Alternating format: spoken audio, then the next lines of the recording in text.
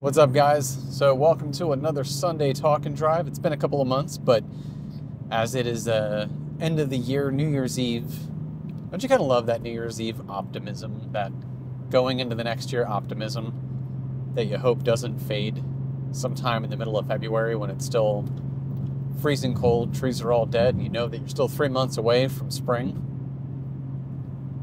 Kind of hope that optimism lasts, right? Anyway, so today I thought I would go for a little drive, a little Sunday drive for New Year's Eve, and maybe talk about a couple of personal goals for 2024, right? So I'm not really into New Year's resolutions. I always kind of hated the idea of something that you're just going to start on 1/1, right?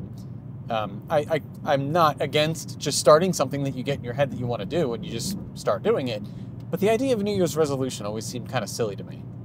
So these aren't really, I'll talk about a couple of goals that I have for 2024, but these aren't really things that are starting tomorrow or, whatever. In fact, all of these I pretty much have already been doing. But I think the theme for 2024 is like discipline and refinement of these things, right? So let's just get right into it. Let's get into it. So first up, kind of cliche, health and fitness, right? So I'm not talking about getting a gym membership and, again, starting tomorrow. This is already stuff I've been doing. Kind of have a long, history with the subject of health and fitness. I've been sort of on and off with, pretty strict regimens of diet and exercise and everything else over the years. Actually, arguably, 2019 and 2020 were probably my best years in terms of, steady track record, steady discipline of working out, being mindful of diet and everything like that. So I was probably at my best shape during those time periods, and not too far from it, but I've definitely laxed a little bit. So you're talking 40, 41 years old, being in way better shape than at any point in time in my 20s or 30s. But yeah, so going into 24, I've already kind of gotten back into the swing of things, but it's, again, just the discipline and refinement of staying on track. I tend to ebb and flow throughout the year a little bit. I don't stay on a solid 12-month cycle like I probably should. Just, make it part of my everyday constant routine instead of maybe, laying back a little bit in the summer and then you kind of got to get started again, and it's just the whole thing. So going into 24, focusing on, 3 key areas, right? So obviously physical fitness, which for that we're talking, resistance training, weights, calisthenics. I love calisthenics, stretching, stuff like that. Then you got diet, which I'm not talking about like, putting down a cheeseburger and just eating salads all the time. Usually pretty good with diet when it comes to, macros and stuff, but I, again, obviously have not been as disciplined as I have in the past, so it's kind of getting back, all the way into that regimen. So diet, supplementation, and then mental health, which in my case would be meditation. And it's not really meditation for the sake of, it's mental health in a sense because it does help you mentally, but it's kind of more of like I think it fosters creativity a bit more. And I'm by no means an expert at meditation. I really have not spent a whole lot of time meditating, but I can definitely say for the time period that I was pretty consistent at it, there was nothing like getting done. And I'm talking like 15, 20 minutes. You get done and you come out and you're kind of just like in this, it's not really like a dream-like hazy state, but it is definitely just a very more calm, aware, just, I don't know, it is just a nicer flow state of being. And that's another one of the things that I kind of let fall by the wayside a little bit. You lose practice of it. And it's crazy how, you can only really need to spend like, I would maybe do 15, 20 minutes. And it's funny how you kind of forget how to find that time in the day for something so simple as meditating. But anyway, so yeah, health and fitness, physical fitness, diet and supplementation, mental fitness, I guess, meditation. So that is a very big personal goal for 2024. Next one is firearm proficiency, right? So my wife and I have always been very, very pro-gun, very 2A, pro 2A, and everything like that. But our history with firearms was kind of like, we definitely respected them and respected the need to have them. But we kind of just really weren't up for the responsibility of them in our younger years, right? So we just kind of were thinking like, you know what? It probably would be a good idea, but I don't know that we're the gun owner type, at least not at this stage. It just seems like a responsibility that we weren't looking for at the time. So we kind of, didn't really put too much thought in it. Then somewhere in the late teens, started having the conversation that like, that might be a good idea to have something for home defense. We had a mean-ass dog, passed away last year, still miss him. But so we had a dog, and certainly if there was anything that was going to go bump in the night, he'd be the one to let us know. That's fantastic, but really didn't want to rely on a dog for protection. And so, late teens, we started having the talk like, yeah, you know what, might not be a bad idea to get a gun. You know what, I took the worst way for today's drive. I really kind of wasn't paying attention. I really didn't mean to go this way. So I'm like in college town. We're gonna have to loop this around. Anyway, so yeah, so now we're having the conversation like at some point, it probably wouldn't be a bad idea to get a firearm. Then comes COVID. Now, we weren't one of those people that like COVID hit and was like, line up with every other asshole at the gun store. But I would say that certainly that was kind of a tipping point, if you will. Be like, you know what? We've talked about it for a while. We probably should actually go and purchase a firearm. It wasn't really like a total breakdown of society or anything like that, but you definitely saw how things could kind of go sideways a little bit. Remember how hard it was to find fucking toilet paper in the at BJ's? But anyway, yeah. So then we were like, okay, you know what? It's time to, pardon the pun, pull the trigger. So we go get a gun for home defense just in case, and I probably pick the worst home defense gun ever, just because it was a gun that I always loved, which was a 1911. So I went and got a SIG 1911 Tac Ops, chambered in 10mm. Not the best home defense weapon. Granted, 10mm will stop somebody, but magazine capacity, we had 8+1. So if you're not super proficient with a handgun, it probably wasn't a very good choice. But dude, it's an awesome gun. I love that thing. So anyway, we had that. And then my wife, that was kind of like our gun, but then my wife was like, nah, I should have my own. So she got her own. She got SIG P320, which is awesome. And then so we were like, we probably should get some training. So we go and get our concealed license, which has, a 2-hour training course that you have to take, which was great. It was a great course and everything. But then we became those people where, we got the training, got the license, got all the stuff, and then we weren't going to the range, and the guns, they sat in a safe, as they should, hoping that you don't ever need to use them, but we weren't doing anything to help our proficiency in using them. So regrettably, embarrassingly, that has been a couple of years now where we've sort of not taken the time to get better. And so one of the things that I've already started doing, but want to continue doing into 2024, is increased firearm proficiency. So 2 ways that I've been doing that. One is just more time at the range, right? More time going to the range. I can watch a million YouTube videos on using a firearm, how to shoot, how to, blah, blah, blah. But if you're not actually putting the time to go and practice sending rounds down range, then videos aren't going to do shit for you. So I have been actively going to the range, spending more time and practicing that. The other one, which is a really big one for me, is I wouldn't say I'm not afraid of firearms, not like, ooh, firearm, but I definitely have sort of is it really residual? A bit of a fear of them, right? A high level of respect, but also some fear, and I don't want to have fear of a handgun or any firearm, really. And so to combat that, I've just been handling them at home, right? So while I'm sitting there watching YouTube videos, let's get the gun out of the safe, make sure it's empty, of course, and just practice, unload the magazine, reload the magazine, practice, just chambering a dummy round like a snap cap, practice sights, practice grip, you know, just handling the gun while I'm just sitting there, you know, doing something like watching a YouTube video or something like that.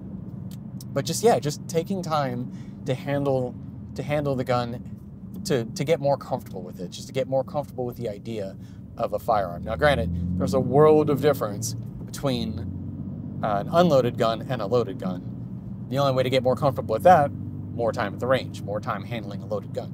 But just overall, I have found that over just, you know, even the past few months, just, you know, every other day or something like that, taking a little bit of time, 10 minutes, half hour, whatever it is, again, practice grip, practice sights, lining up a sight, using the iron sights, unloading and loading magazines, you know, dry firing, whatever it is, just spending that time just handling the gun in some way has really reduced that sort of fear. So going into 24, refinement and discipline is get rid of the fear of the handgun, maintain respect, increase proficiency. So that's a pretty big one, and I have gotten more comfortable and a little bit better at shooting over the past few months and going, but again, it's just working on that some more, right? So, all right, so number 3, next up, is journaling, right? Journaling. So I guess this could fall under mental health, but I've had bouts of trying to journal in the past, and I never really stuck with it. I've gone pretty good lengths of time in doing it, but I think where I've gone wrong is, and I should probably also accentuate where I've gone wrong with each thing that I'm trying to do in this coming year to get better at, but I'll go back. So where I've gone wrong, I think, with journaling was I felt like I had to do it every day. So I forced myself to just write. And usually it's just stream of consciousness. You're just no particular idea or like magical thing that you have to write down, just stream of consciousness. But I felt like I had to do that every day, and it did feel like a chore. So I've already gone back, started from scratch, the hell with the old notebooks, got a 3.5-inch field book, Moleskine field book, Micron pen, and just whenever I kind of feel like, you know, the urge, try to just spend maybe just 5 minutes writing down, again, whatever's in my head, but not feel like I have to do it every day. So it becomes less of a chore and more of like something I just want to get a little bit better at, which might, you know, in turn become something that's more frequent, right? And the cool thing about journaling is that like, it really does. Like, I do think that there is something different about putting pen to paper rather than typing on a computer. And so I find that, like, not all the time, but sometimes when journaling, and again, you're just writing down like stream of consciousness, stream of thought, whatever it is, that most of the time it's nothing. If we went back and read the shit that I write, it's really the most uninteresting, mundane, you know, whatever. But yeah, but sometimes it leads to something. So sometimes, you know, I'll write something down, and as I'm writing it, the thought will sort of just guide toward an area where like it spawns some kind of an idea, some creative notion, right? And that's kind of what I love about journaling. And I'll usually use journaling as like a sort of, again, a high level thing if I come up with an idea in the process or something like that. And if I do stumble on an idea, maybe it's for a video, maybe it's for anything, a song, whatever, write music too. So, you know, anything like that, a concept, then I'll refine that, you know, with software. I use Notion for pretty much any kind of organizational stuff.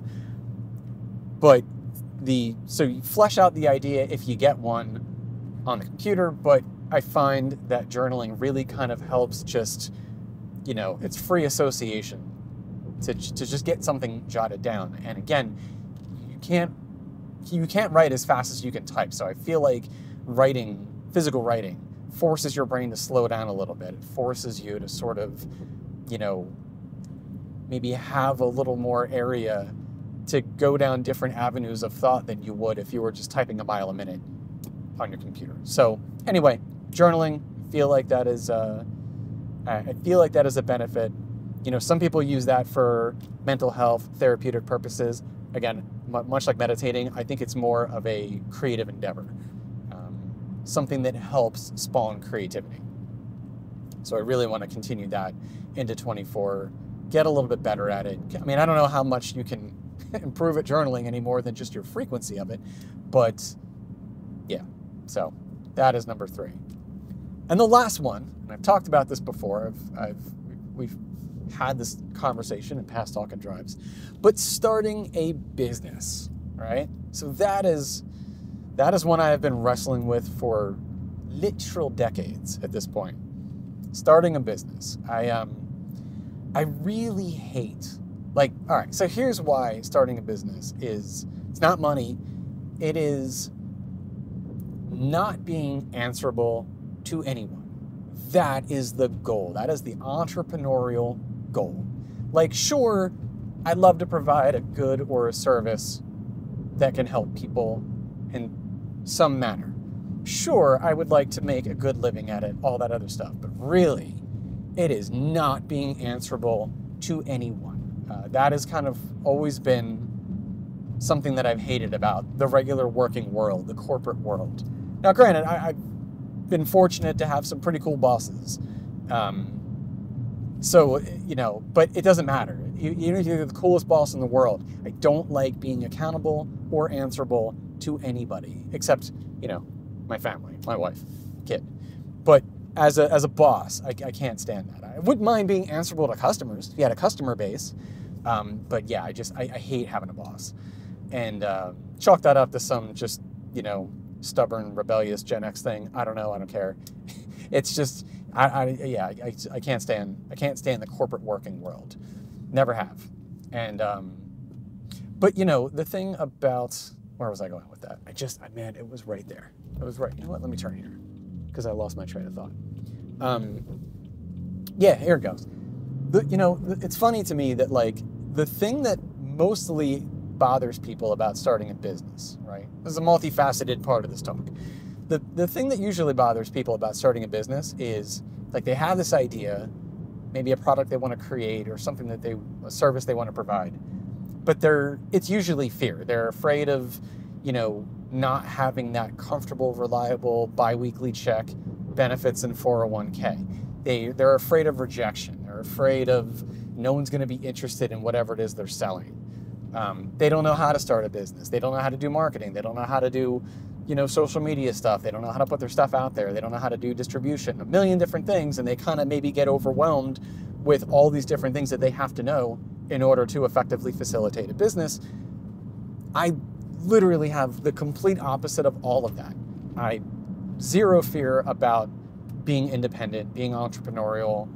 I'm not bothered by the prospect of having to market stuff, figure out distribution, figure out whatever. It's the idea. It is the lack of the idea. That is what has always sort of bugged me about the whole starting a business thing. And at some point, you know, like, a lot of people start a business and it's just like they have a clear idea, a clear goal of what they want to do.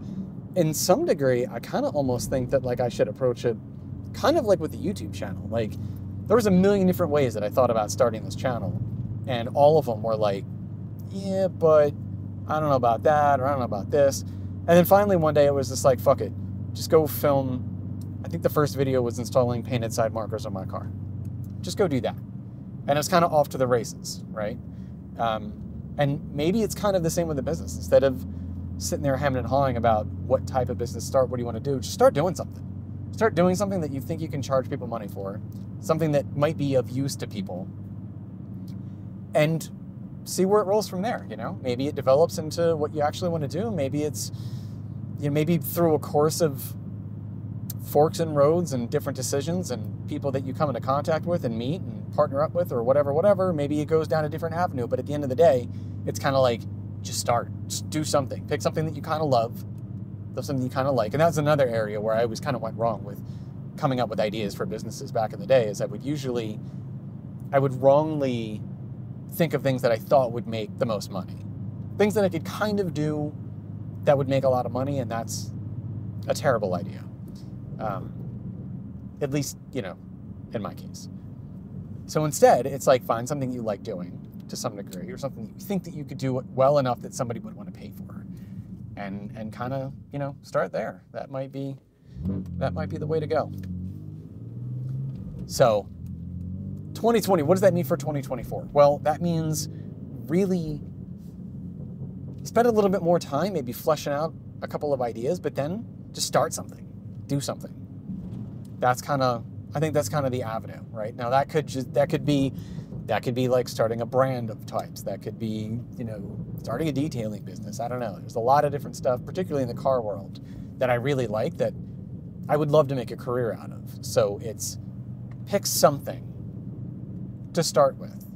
See how it rolls. See how it goes from there. It might be an absolute failure, but that's all good because we're not afraid of failure, right? Sounds kind of cheesy, but we're not. So going back a little bit to where, talking about the things that I've gone wrong with stuff, so health and fitness. Where I've gone wrong with that was, and I might have already talked about this, but was allowing myself to kind of ease up on the regimen, the discipline, certain times of year, particularly in summer, or maybe around the holiday season a little bit, which is just typical dumb bullshit traps that you kind of let yourself ease into. I've never really had a problem when it comes to like diet. I spent 3 years losing a Lose It app, logging literally every gram of food I'd have in a day, which I'm probably going to go back to because it's been a while. And even though I have at this point a really good idea of, food and figuring out macros and percentages and stuff like that, at the very least making sure that I'm getting the prerequisite protein amounts. I don't really need to log at this point, but I think I would do it just to kind of just jumpstart that discipline a little bit more. Phasing out booze is going to be a big one. That's just, my biggest problem with that is it's not volume, it's just frequency. And so that is a big killer in your, at least in my sort of physical fitness goals. It just, I feel like it just sabotages any of those efforts. I don't drink much, but probably often. And again, that just does not do well when you're trying to, especially get to a certain level of leanness, a certain level of body fat. So that's going to be something to go. But yeah, logging again will probably be a big one. And again, not letting myself, kind of ease up maybe in the summertime or something like that, right? When it comes to the firearm safety, where I've gone wrong there, I don't really think I've gone wrong. I went wrong with just not practicing.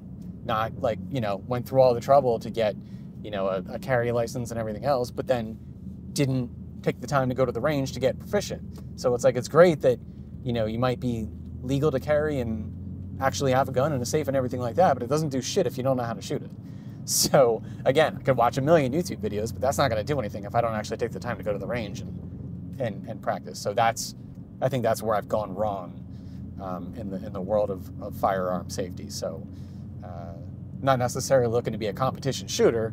I just want to be, again, more comfortable handling firearm, all different kinds of firearms, and be a decent shot.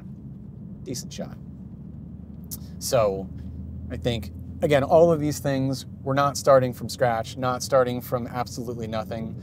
They're all things I have some degree of experience with or have spent some time with.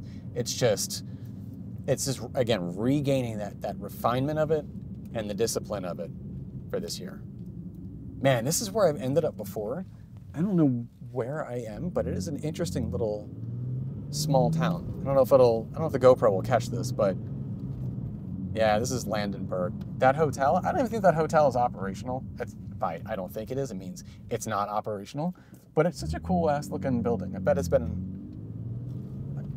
got to be like 1800s, early 1900s. So anyway, well, yeah, I think that's it. Well, actually, there is a fifth, because who doesn't love a list of 5? There is a 5th goal, but we're going to make that a separate video, and that is YouTube. So we're coming up on 2 years on YouTube. I do have some goals as it relates to this channel going into 24, but that's a whole bit of a rabbit hole we can go down if you're interested in content creation and YouTube stuff. So I'll probably make that its own video in a couple of weeks to coincide with 2 years on YouTube.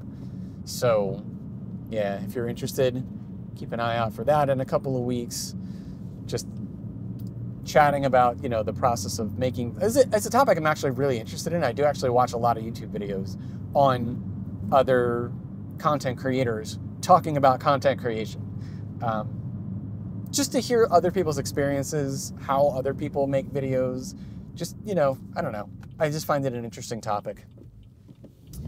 How people approach video making, and, you know, some people, it's just, you flip the camera on, they start talking, there's really nothing to it. Other people go down like the, you know, scripting and storyboarding and A-roll versus B-roll and all kinds of stuff. I think I fall somewhere in the middle of that. Like, obviously these videos are just to turn the camera on, talk, and there will literally be no editing to this. I'm going to go home, pop this into DaVinci Resolve, cut out the intro where it's just me getting out of the neighborhood because it's boring and I'm not talking, and then wherever I end it, because I can't end the video while driving, and then that'll be it. So that is definitely the turn the camera on and talk. But then there's other videos that obviously, if you've followed along, they're not like super produced, but they're, you know, there's a little bit of stuff that goes into them. Try to make them a little bit interesting. Try to keep the story moving. And there's I feel like we're already getting into the conversation. I said we're going to talk about this in a separate video. I feel like I'm violating that. We're already kind of getting into it.